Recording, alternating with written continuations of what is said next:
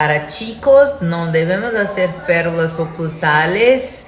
Para chicos que están en cambio de dentición, nosotros necesitamos de otro aparato, pero antes de aparatos debemos hacer un diagnóstico preciso de los niños, haciendo un diagnóstico en 4 etapas, donde vamos a entender o que pasa en paciente con bruxismo infantil. Muchas veces está corrugado con la mala respiración y la posición de la mandíbula, y por eso tienes que tener un protocolo preciso para ser un referente en bruxismo en su región.